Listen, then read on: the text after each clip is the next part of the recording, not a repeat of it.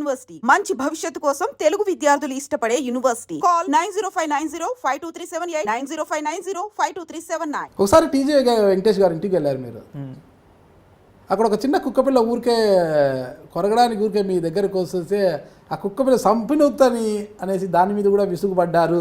అంటే సహనం తెచ్చుకున్న బైరెడ్డి సిద్ధార్థ్ ఆ కుక్కపిల్ల మొరుగుతుంటే కూడా సహించలేకపోయారు. అంటే సహనం ఎంతవరకు ఉంటుంది? ఎవరు టీజీ వెంకటేష్ గారు చెప్పినారా మీకు ఇది? అంటే మీడియా కదా, నాకు తెలుస్తుంటాయి అన్నమాట. ఆయన్నే పక్కన కూర్చొని చెప్పినట్టు చెప్పినారు మీరు. ఏదైనా కూడా మీడియా కదా, వచ్చేటప్పుడు తెలుసుకుంటాను కదా.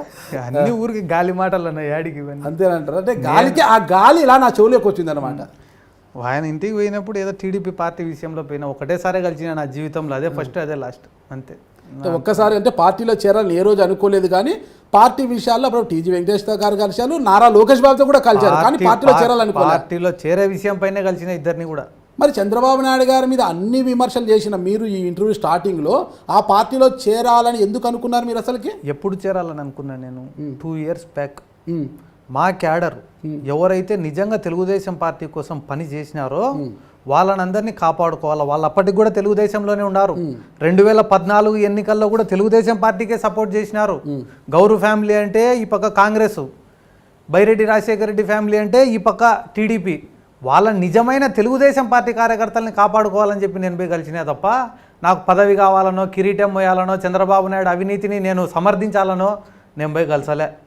ఆ తర్వాత 1 సంవత్సరం రోజులు ఖాళీ ఉన్న తర్వాత ఏది మంచి ఏది చెడు, ఏది కరెక్ట్ పార్టీ ఏది తప్పు పార్టీ, ప్రజలు ఏ పార్టీ వైపు నిలబడుతున్నారో అని అన్నీ గమనించుకొని ఆలోచించుకొని కార్యకర్తలతో చర్చించి నేను పోయి వైఎస్ఆర్సీపీలో చేరినా తప్ప చంద్రబాబు నాయుడు చేసిన తప్పులను సమర్థించింది ఏ రోజు కూడా లేదు. మేము నారా లోకేష్ను కలిసి కూడా నేను చెప్పిన మాట ఇదే, మీరు తప్పు చేస్తున్నారని నేను చెప్పినా తప్ప నన్ను పార్టీలో చేర్చుకొని నేను చెప్పలే.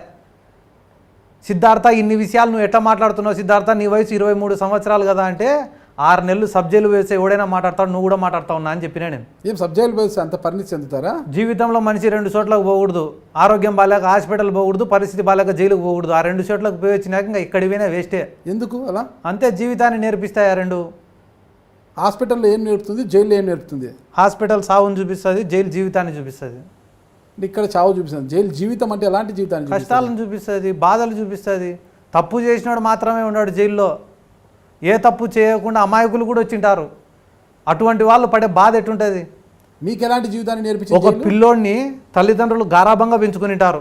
అటువంటి పిల్లోడు ఏ తప్పు చేయకుండా జైలుకు వచ్చింటాడు. జైలుకు వస్తేనే అక్కడ పనిచేస్తున్న ఒక పోలీస్ అధికారి రే నువ్వు పోయి బాత్రూంలో గడుగుపోరా అంటాడు.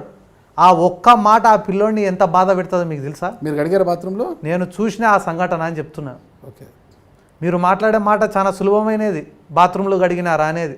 కానీ అడిగే ముందర ఒకసారి ఆలోచన చేయాలి. ఎందుకంటే ఒక ప్రశ్న అడగడం చాలా సులభం, కానీ దాని వెనక పక్కన 100 మంది చూస్తుంటారు. నేను ఎందుకు ఈ మాట చెప్తున్నా అంటే కొన్ని 100 సంఘటనలు ఈ సమాజాన్ని బాధ పెడతాయి. మాకెవడు సపోర్ట్ చేయలే, ఒంటరిగానే ఎదిగినాం, ఒంటరిగానే పోరాడినాం. ఈరోజు కూడా ఒంటరిగానే కూర్చొని ఉన్నా నేను. ఓకే, ఇప్పుడు ఒక చిన్న అనుమానం నాకు. మీరు అడిగిన ప్రశ్న ఒక అడిగేస్తారు ఈజీగా, దాని వెనక ఎంతమంది చూస్తారని మీరు ఆలోచన. జైలులో ఉన్నప్పుడు ఖైదీలంతా ఒకరే కదా, అలా అన్నప్పుడు మీరు బాత్రూంలో కడిగారా అడగడంలో తప్పేంటంటారు? ఒక ఖైదీ లోపల ఉంటే గాన అతనితో ఈ పని చేయించాలనే రూల్ కానీ కండిషన్ కానీ ఎక్కడ కూడా లేదు. చట్టం అనేది తెలిసినోడిని కాబట్టి నేను అతనితో మాట్లాడగలుగుతా. ఆ చట్టం అనేది తెలియదు కాబట్టి ఈ అమాయకులు బలైపోతున్నారనే విషయం మీకు చెప్తున్నా. ఓకే, మీకు చట్టం తెలుసు కాబట్టి మీతో అలాంటి పనులు చేయించలేదు. ఓకే, జైలులో ఒక జీవితాన్ని నేర్పిస్తుంది అన్నారు కదా, మీరు ఎలాంటి జీవితాన్ని నేర్చుకున్నారు చెప్తున్నా. ఒకటి, జైల్లోకి పోయిన తర్వాత మీకు బయటి ప్రపంచంతో సంబంధాలు ఉండవు. ఒకసారి లోపలికి పోయిన తర్వాత అతన్ని ఎంతకన్నా దిగజార్చచ్చు లోపల ఉండే అధికారులు. ఒక ఫోన్ కాల్ చేయాలంటే 500 అడగచ్చు, నీకు బిర్యానీ తెప్పిస్తా అని ఒక 3000 అడగచ్చు, నీకు స్పెషల్ ట్రీట్మెంట్ ఇప్పిస్తా అని 10,000 అడగచ్చు. ఏ డబ్బులు ఇవ్వకపోతే వాడిని హింసించవచ్చు. లోపల ఏం జరిగినా కూడా బయటికి అయితే రాదు సమాచారం. కాబట్టి ఒక మనిషిని ఎక్స్ప్లాయిట్ చేయడానికి ఒక గొప్ప ప్రదేశం జైలు. అటువంటి జైలు జీవితాన్ని చూసి లోపల రేపులు చేసిన వాళ్ళు ఉంటారు, మర్డర్లు చేసిన వాళ్ళు ఉంటారు, దొంగతనం చేసిన వాళ్ళు ఉంటారు, ఏ తప్పు చేయని అమాయకులు ఉంటారు. అందరూ ఒకటే చోటు ఉన్నప్పుడు ఆ బాధలు అనేటువంటివి, ఆ కష్టాలు అనేటువంటివి, మనుషులు ఎంత క్రూరంగా ఉంటారు, వాళ్ళ మనస్తత్వాలు ఎట్లుంటాయి అనేది జైల్లో చూడొచ్చు. కావాల్సి వస్తే మీరు కూడా ఒక 6 నెలలు పోయి రావచ్చు. దాన్ని కోఆపరేట్ చేయమంటే చేస్తాను నేను.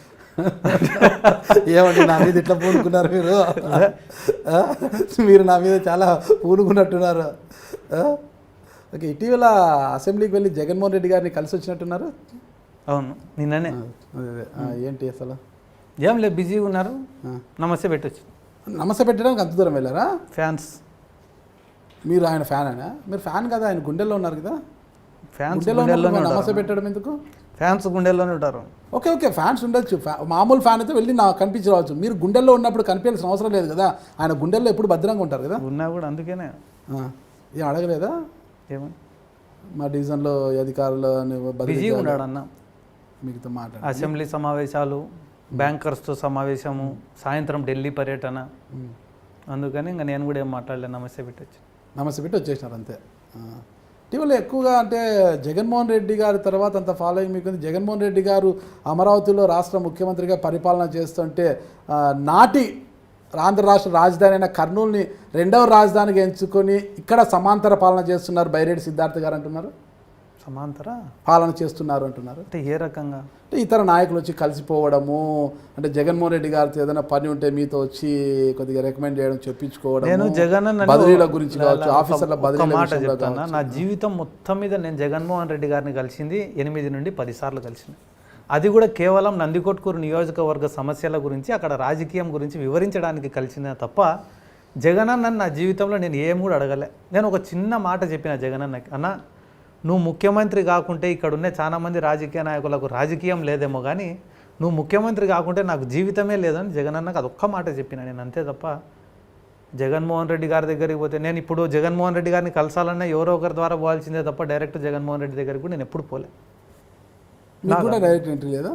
నేను ఎప్పుడు కూడా పోలే, నాకు అలవాటు లేదు. నాకు ఇట్లా రాజకీయంలో నాకు తెలిసినది బైరెడ్డి రాజశేఖర రెడ్డి తెలుసు, ఆ తర్వాత వైఎస్ జగన్మోహన్ రెడ్డి గారు తెలుసు, అంతే తప్ప నాకు మధ్యలో వాళ్ళని పట్టుకొని పోవాలా, మధ్యలో కాంటాక్ట్స్ మెయింటైన్ చేయడము, ఇవి కూడా నాకు అంత అవగాహన లేదు. ఇప్పటికే వైసీపీలో ముల్ల శివానందరెడ్డి గారు అంటారు మీ రిలేటివ్. ముండ్ల శివారెడ్డి గారు మా ముల్ల మేనమామ. శివారెడ్డి ఆయన కావచ్చు, బైరెడ్డి శివారెడ్డి గారు కావచ్చు, వీళ్ళంతా ఉన్నారు.